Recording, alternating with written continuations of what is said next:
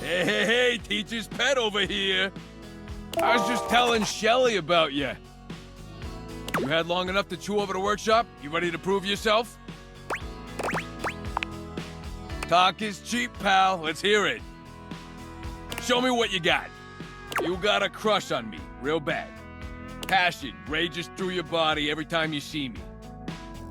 You see me walking your way, looking handsome and strong and all that. Now, what do you do?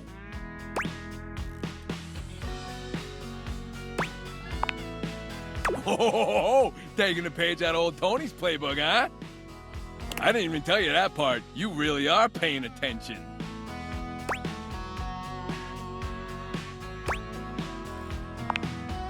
Oh yeah? You better watch it. You still got a test to do. You keep talking like that, this workshop's ending early. Next.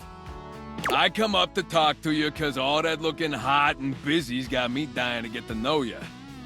I tell you, I would like to see you sometime. How do you handle that?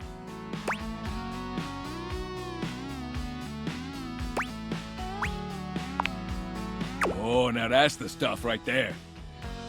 You give me what I want, and you make sure I never have to show you who I am inside? I mean, that's what we in the business call a win-win, baby! That's what I'm talking about! Yeah, that ain't how the bit goes, buddy. You just leave the you-know-what-I'm-talking-abouts to me, huh? All right, time to see how you did. Hey, look at that. I knew you'd make me proud. The student has become the master. Can't ask for better than that. All right, that's all I had for the workshop.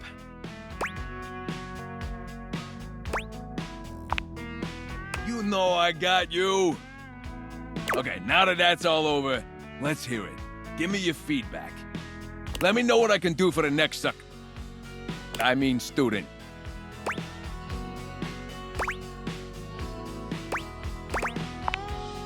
I knew you had a good eye. This right here's solid construction, baby. So now that you're an expert, let's just test all that new knowledge you got. Okay, what's the capital of Turks and Caicos? Cockburn Town! The capital of Turks and Caicos, and also what happens when you swing that hammer a little too freely, if you know what I mean. You know, hammer.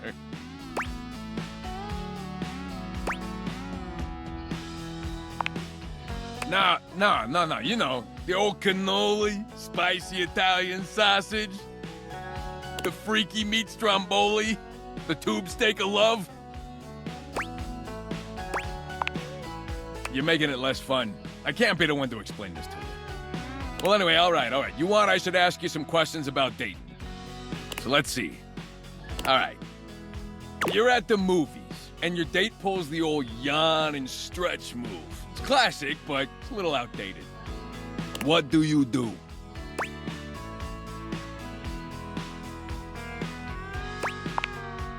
You too? Eesh. You're too cute to be pulling amateur moves like that. You believe in yourself. Now, a real date would just tell you how hot you are and put their arm around you with no pretext, but we ain't all me. We all gotta start somewhere, you know? But your date should know they gotta do better. All right. Your date asks you how you got so damn sexy and why your construction is so impeccable.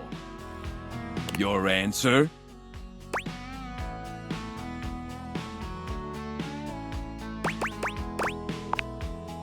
Ooh, that's a good one. I'll have to try that one out. Man, you learn real quick, huh? All right, shoot.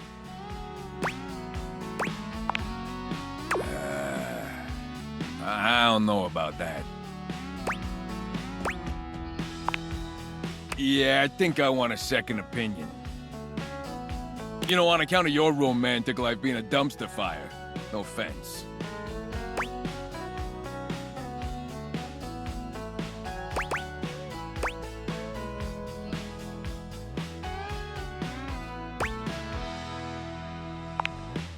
We're gonna need to bring Rainey in here. And by we, I mean you. The record player, Rainey.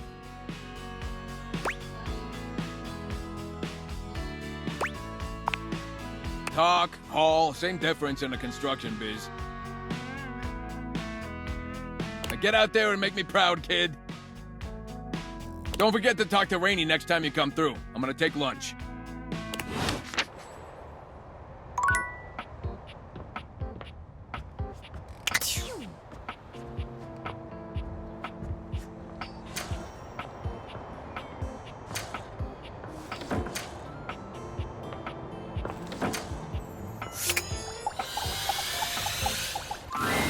Dorian is less clothed than the last time you saw him, but when your eyes meet, he doesn't seem the slightest bit embarrassed. It's almost like he wants you to see him like this. Oh dear. You've caught me in my horizontal state. I try to stay hidden under the rug, because this isn't a part of myself that should be out in the open. But even us doors have to cut loose from time to time.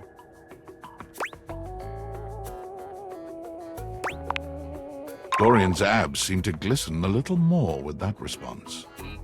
Do you, like what you see? Well, you should.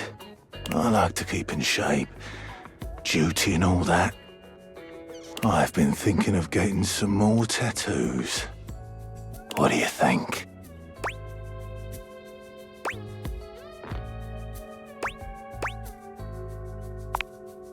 I was thinking of getting a garage Dorian on my back. One of the most interesting types of doors there are in the modern world. Brings me back to my drawbridge roots, when I toyed with the idea of going horizontal full-time. But you get older and, well, here we are. Thanks for chatting me up. We're friends, but... The ghost of a smile tugs at his lips. even friends can have little benefits here and there.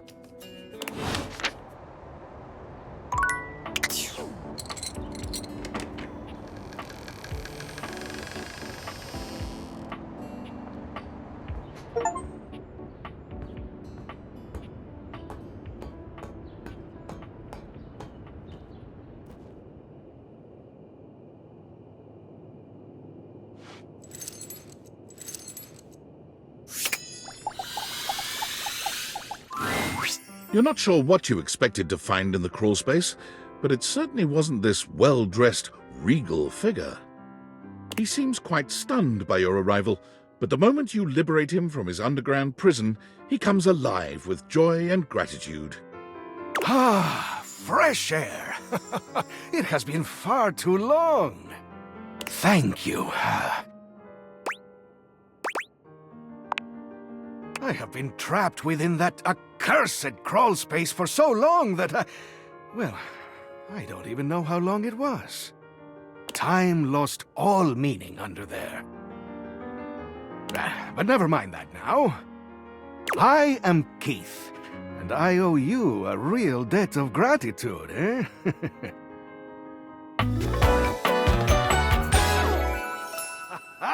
Eso!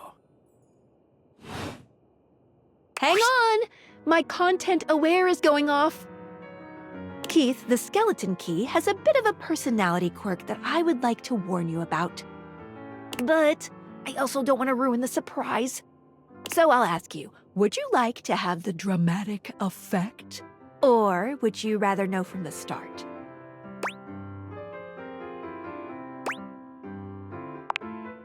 You got it! Please tell me, is there anything you're wishing for that I can help you with? Ha-ha! Do I have some good news for you? I am in fact a skeleton key. I can unlock just about anything with a keyhole in this house. And a few things without keyholes besides. I am nothing if not full of surprising talents. So, Dorian is giving you some trouble, eh? Nice to hear that some things haven't changed while I was gone. Well, fear not. Dorian and I go way back. We were practically made for each other, he and I. If you'll allow me the briefest intrusion into your pocket, I'll gladly accompany you. Without further ado, Keith leaps straight into your pocket.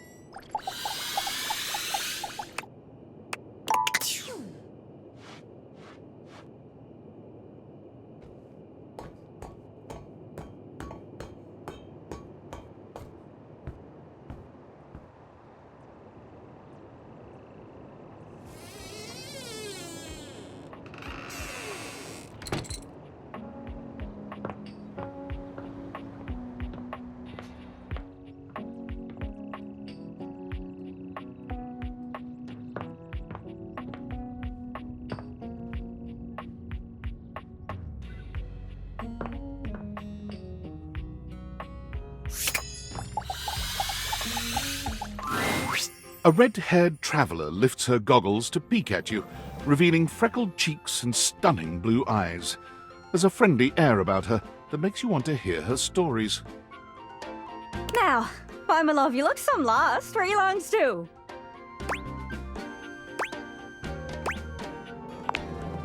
Oh, sorry, sometimes my accent comes out when I get too excited. It's made in Newfoundland, you see. This little rock right... She spins around and points to one of the patches on her jacket sleeves. here. Friendliest folk you'll ever meet, but the dialect can be a little much for some.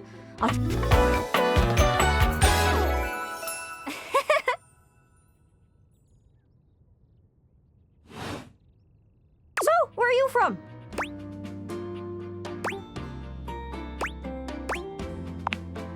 Ah, here then. Right, makes sense. It's a right shame, though. See, I got all these countries and rivers and seas on my jacket. It's a collection I've been working on. And I know the names, but I don't really know the places, you know? I mean, heck, I got them all memorized even. United States, Canada, Mexico, Panama. The works. But without a story behind it, they all feel so far away. You'd think they'd be in arm's reach, considering they're on my sleeves, but it's a brain problem. I just can't pin anything down without context. Without stories, maps are just paper. Dots and lines. The reason I ask where you're from is so I can shape the places in my mind with some kind of meaning. Because right now, it feels a bit like I'm just wearing a big vest of unchecked boxes. Geez, here I go talking your ear off. Sorry about that. It's just, I'm having trouble putting myself out there, and I'm so interested in being out there. I've tried. I want to talk to the others, but I think I must be too forward or something. I skip on up to them and I ask them about themselves, and they just run away.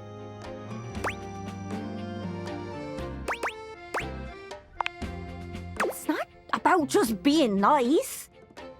I come up to the others so I can ask about them, get to know them, who they are. But before I can get to the point, I always go spouting off about something or other, like telling them factoids I've heard about what I imagine their home to be. And 9 times out of 10, I'm some level of wrong. And the other time I'm right, but it's in an insulting way. One thing leads to another, and they give me this look. And soon enough, they find an excuse to leave. I'm just bad at it, I guess. Sometimes I feel like no matter how hard I push myself, I'm just going in circles. You know what I mean?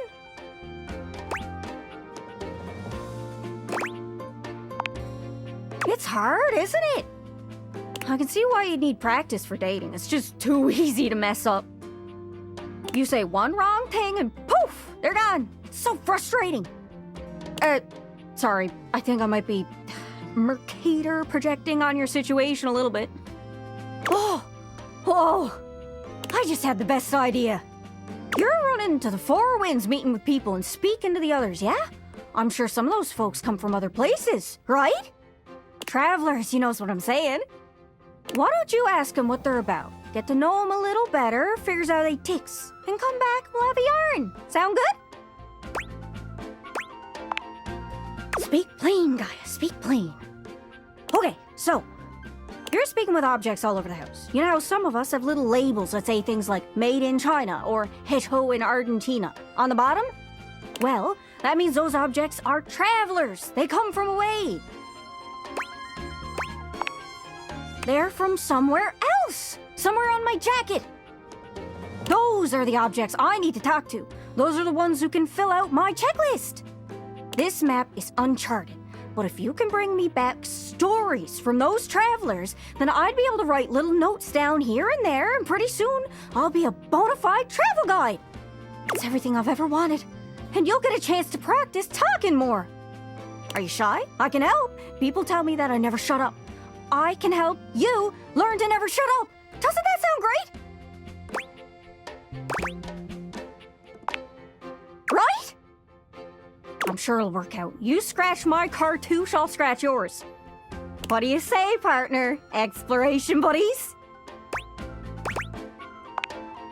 Really?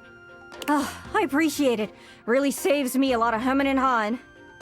You go out and find some objects from foreign lands. Oh, and let me know if you need any help. It's hard to explain, but I got a pretty good sense of these things. I can't give you an exact name or anything for her to talk to, but I can get you close. It's kind of like a geocache. I can give you an idea of their general location, but if you want to find those travelers, you'll need to hunt them down yourself.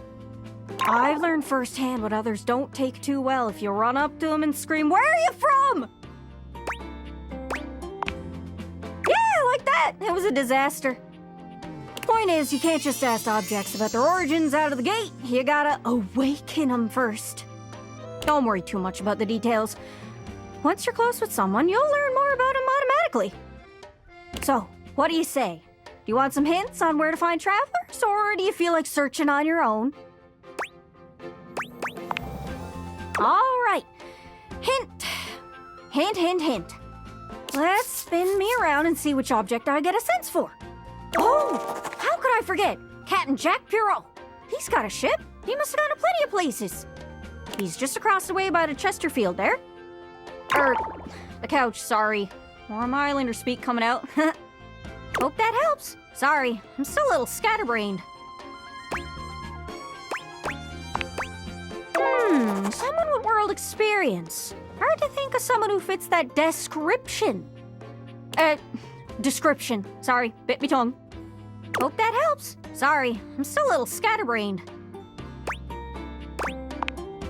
I know this seems tricky. There are so many folks to talk to, but some of them can only be found through a magnificent quest. Try speaking with Bo. She's great with quests. Hope that helps. Sorry, I'm still a little scatterbrained. Sometimes I feel like I go round in circles. But you humans have these machines that let you walk forever and go nowhere. Hope that helps. Sorry, I'm still a little scatterbrained. Well, most TV comes from the US, but I know you watch anime sometimes. That's from overseas. I don't suppose you got any merchandise, do you? Hope that helps. Sorry, I'm still a little scatterbrained. You'd think anybody with an accent would be a traveler, but that's not true. Sometimes they're second or third generation and just picked it up from their parents. You don't want to make any kind of blanket statement about anyone. I learned that the hard way. Hope that helps. Sorry, I'm still a little scatterbrained. As me mother used to say, if you want to broaden your horizons, follow your stomach. If you don't stay well fed, pretty soon you'll be toast. She said it exactly like that. My mom was a weird lady. Hope that helps. Sorry, I'm still a little scatterbrained. You know, there used to be this magic show. The magician was supposed to be super mysterious. I wonder whatever happened to that guy. Magicians always have names like El Magnifico or I'll pull a rabbit out of a hatio. Those sound foreign. Maybe he was a traveler too.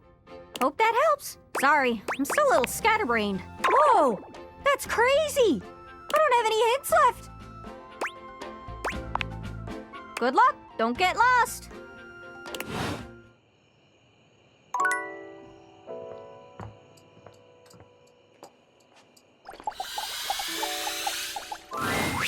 It's my favorite customer. What can I get for you today? Right. Just, remember that the Irish coffee is going to be a little different. Make sure you can take your alcohol. Kopi makes a lovely cup of coffee in her expert way, topping it off with a generous pour of cream. You could smell the alcohol even before she hands it to you. And there we are. Enjoy. Is there anything you'd like to know about the Irish coffee?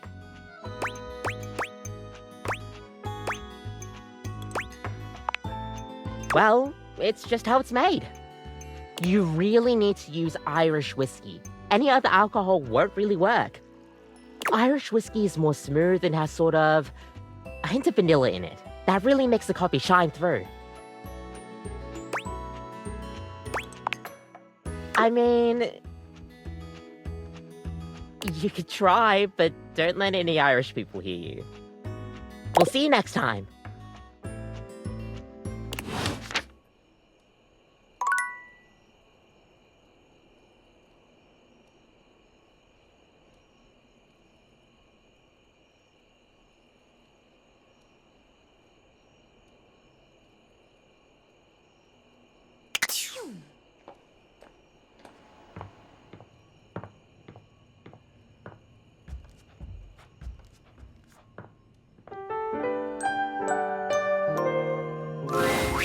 You've come to expect Nightmare's unsettling presence, but there's no getting used to the shivers her gaze sends down your spine. She doesn't even bother greeting you this time, launching into your nightmare with no fanfare whatsoever. There's a house across the street from yours. There are many houses on your street, but the one across from yours, it's identical in every way, even down to the 2 rocking chairs out front on the porch. You're sitting in the rocking chair, staring at your neighbor's house across the street. You realize you don't even remember when the house got there. You don't remember anyone moving in. But it's a beautiful day to be sitting outside, so you try to relax. You lean your head back and rock gently, basking in the warm day. You're not sure how much time has passed when you hear the front door across the street open. Your eyes snap open, and you look to see who's come out. The occupant looks happy, humming something to themselves as they sit on one of the chairs and relax. It doesn't seem like they see you, or at least, when you make eye contact, they don't make any motion of acknowledgement. You're even more confused than you were before because the resident of the house across the street is you. Hey, who are you? You call out to them, hoping to get some answers. They don't respond. You stand and lean on the railing that wraps around the porch. You don't take your eyes off your doppelganger. Out of the corner of your eye, you see people walking in the middle of the street. There's 2 of them, too, identical in every way. They're walking together in perfect, synchronized stride until they diverge. One walks across the street to your neighbor, and one walks up your walkway. They seem warm, comforting. They point to the rocking chair next to yours. Can I sit with you? They ask. I've been walking so long. You think for a moment before answering. Are you going to stay? You ask. Or will you leave? They seem confused by your question. I'll leave eventually, but this is where I want to be now. I really need a rest, they answer. You shake your head and wave dismissively. If you're going to leave, then leave, you grumble, sitting back in your chair. They look disappointed by this, but do as you ask and leave. You see them walk down the street the way they came. You look back at your neighbor across the street and see they're sitting next to the stranger who walked up to them. They sit and chat, laughing and giggling, occasionally glancing towards your house, but always returning back to each other. You feel anger start to burn in your chest. You try to soothe yourself by knowing their stranger will leave. They won't always have something you don't.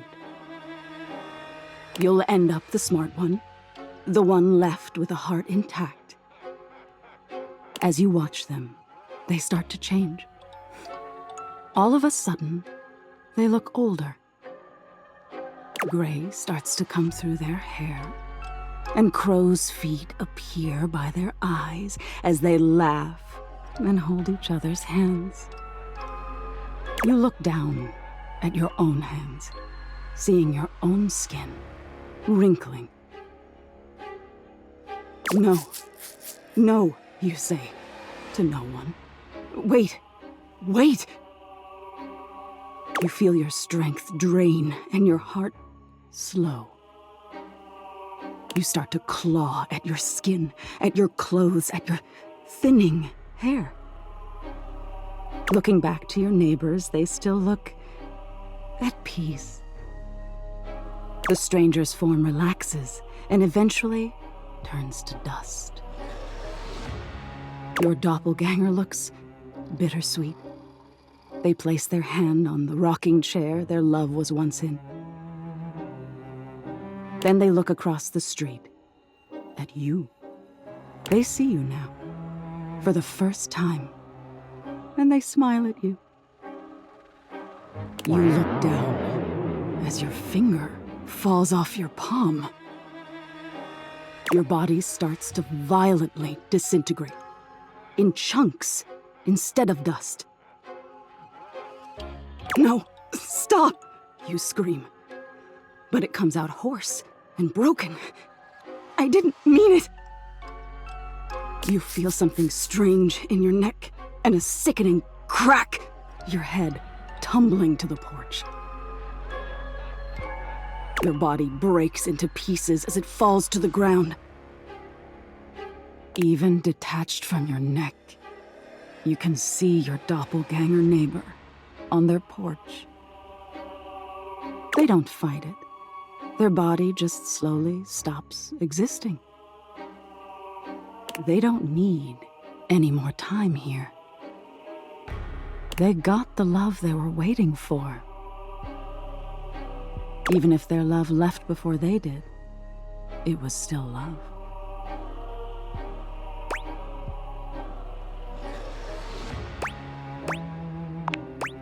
Oh, you do? What do you think the point is?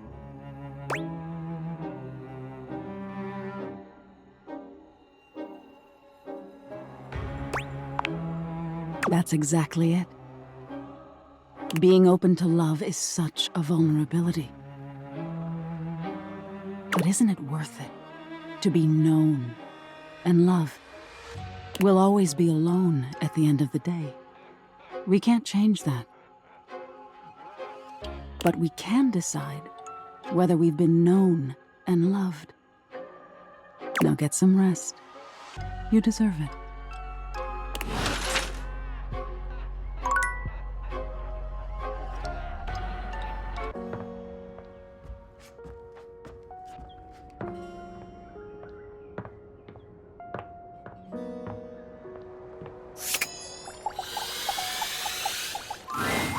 The beautiful flapper you see before you stands in stark contrast to the strange music that plays when you turn on your record player. Where she seems sweet with an old-world sort of beauty, the music she plays is all kinds of wrong. It skips and goes from too fast to too slow.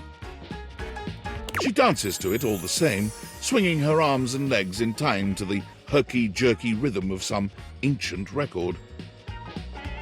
Well, don't just stand there like a wet blanket. You get a wiggle on. Let's see you dance.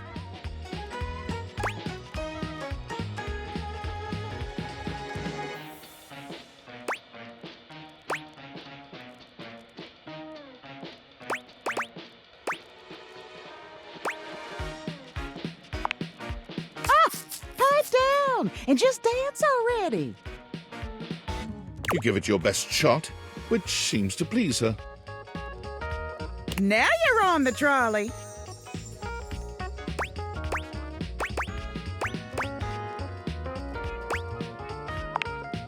It's a saying.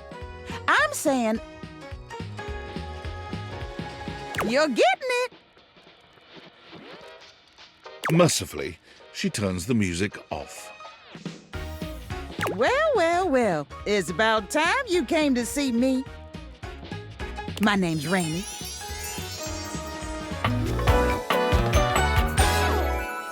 How you doing?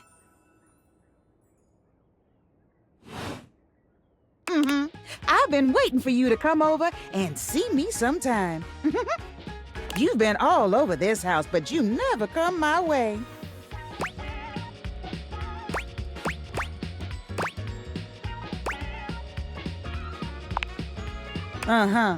Baloney.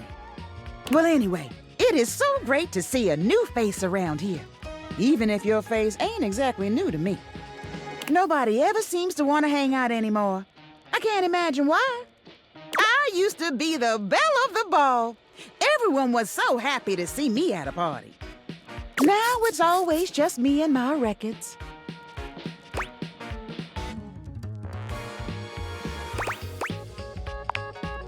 The wrong speed? You spifflicated or something?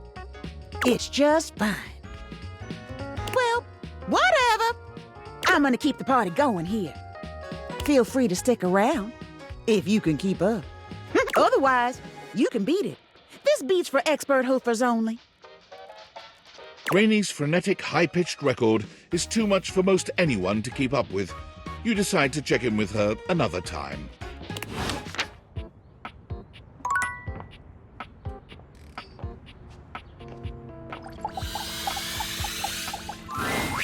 Hey! Any luck spreading the word about the tipsy tumbler?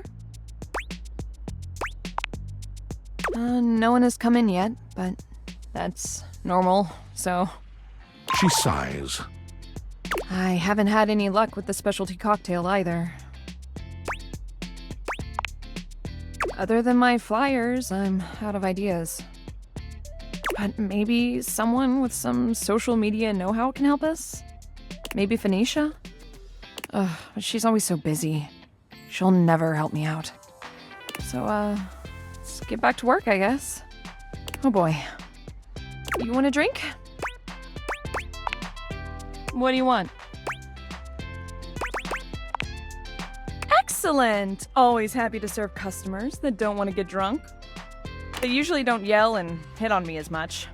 They also sometimes don't tip as much, though. Oh, and also I have no customers. Anyway, which mocktail would you like? Refreshing and bubbly. Like me. Coming right up.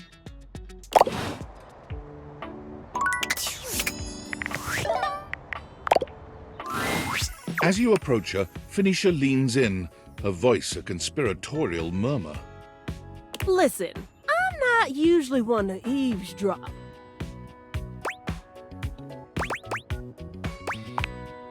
I overheard you and Beverly talking about the tumbler, and I think I might be able to help. I mean, if there was a cute new spot with placebook-worthy specialty drinks and good lighting, and even I didn't know about it, she definitely needs it.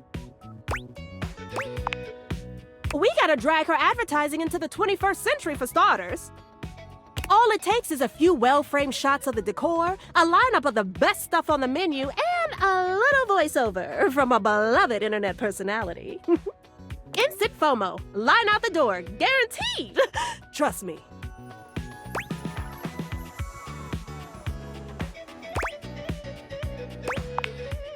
Ooh, that's perfect. What is it?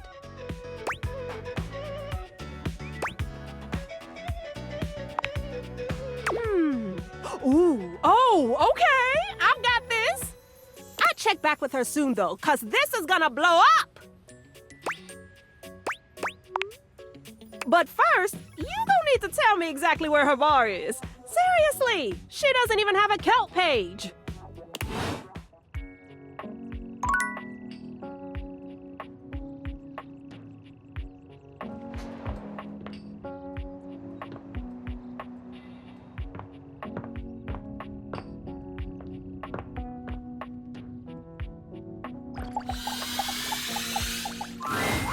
Homie, ready for your penultimate lesson?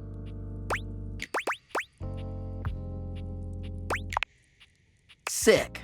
Now, part of you must be wondering, Dante, we've already gone through pickup lines, interests, and observations. What other ways could there be to strike up a relationship? Well, shut your silly mouth, because of course there is. It's remembering that there's a difference between talking to a friend and talking to an acquaintance. Alright, take somebody you meet at a party, for instance. Maybe you work together, but in different departments. Or you have mutual friends, but you never hung out solo. Heck, maybe you even chatted before, have each other's socials and chat now and then, but you've only ever had a few interactions. Does that make you friends?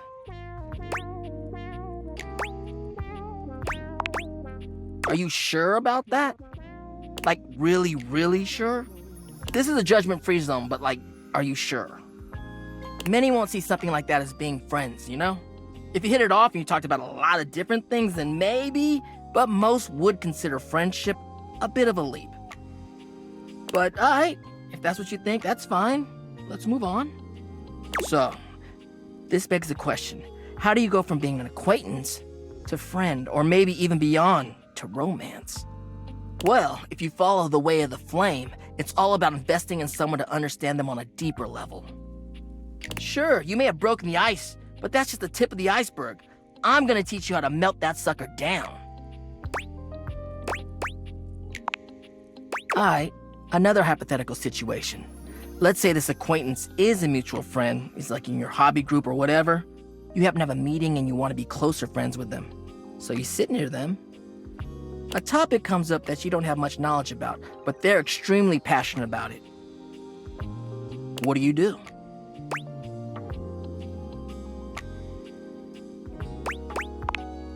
On the ball, showing that body language, that active interest. You may not understand everything about what they like, but you want to learn more because you're interested in what they have to say, and by extension, them. You're really getting the hang of this. All right, nice job. That concludes our lesson. This is really fun. Have you got any questions for me before we go?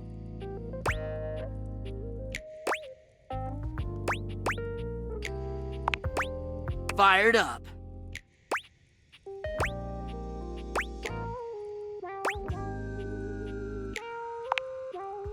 Well, it's about actually making sure you build a friendship with a prospective partner. Humans are out here getting into situationships and they don't even think about actually accepting their partner for who they are. Like, no, you ain't gonna change a person to your whims just because you think they're hot and want them. You don't get to change how they are to suit you. Yeah, you need to be able to be vulnerable with your partner. Even though your attraction is often what leads us to talk to someone for the first time, it only goes so far. If you want a long-lasting relationship that is sexy and mutually fulfilling, it's about the personal trust you build with them based off your mutual friendship. That, to me, is the most important thing. You mean hearth? Thanks for the chat. I'll see you at the next lesson, huh?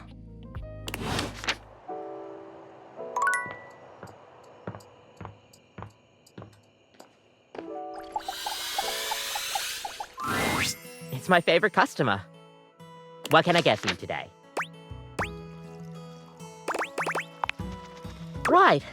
Just, remember that the Irish coffee is going to be a little different. Make sure you can take your alcohol. Kopi makes a lovely cup of coffee in her expert way, topping it off with a generous pour of cream.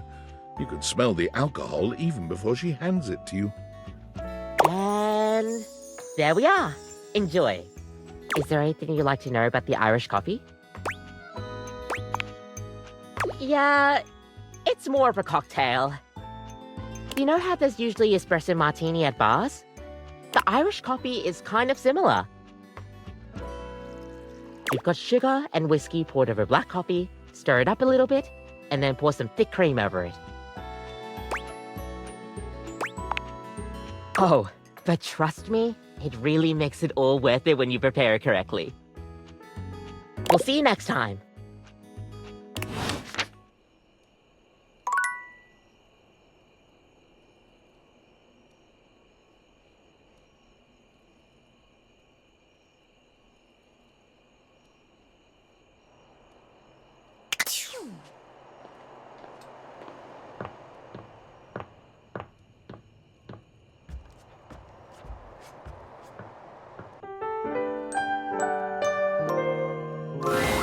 Last time, Nightmare just launched right into an unpleasant dream she prepared for you. But for some reason tonight, she hesitates. Whatever the reason, this could be your opportunity to get to know her better, or perhaps to swing your dreams in a more pleasant direction.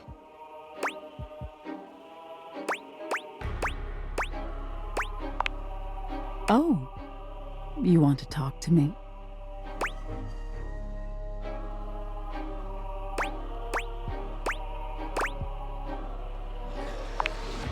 Oh, well, sure. We've been talking about fear and what your fears mean to you. Would you like to talk about more of your fears?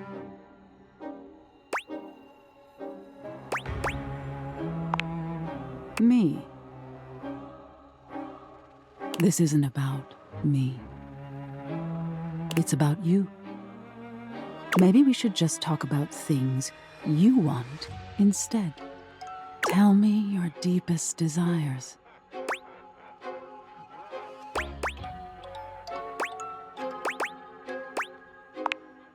You have. It's hard to tell in the darkness, but you could swear Nightmare blushes. That's interesting. Well, wow. Of all the things to have in your mind. There's all sorts of things in your head, you know. And I can dig through them and try to make the best sense of it I can, but haven't you ever wondered why some of your dreams are so nonsensical? I can make anything scary. But the scariest dreams are the ones that stick with you when you wake. The ones that come from a place of true fear. Things that keep you up at night. So you telling me those things about your biggest fears, it was nice of you. You gave me the keys to really scare you.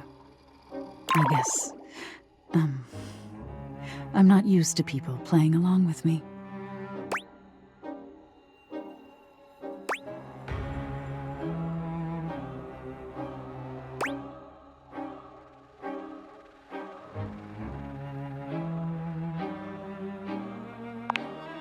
Few do, unfortunately. There's so much to be learned from nightmares. On an animalistic evolutionary level, some say nightmares are sort of like practice for life-threatening scenarios. Others say nightmares are just your brain sorting through stressful events from your day. All pretty useful things, in my opinion. And yet, despite all the scientific advances humanity has achieved, no one really knows that much about me at the end of the day. It's a little sad, isn't it? You do. Nightmare fidgets nervously. That's cool.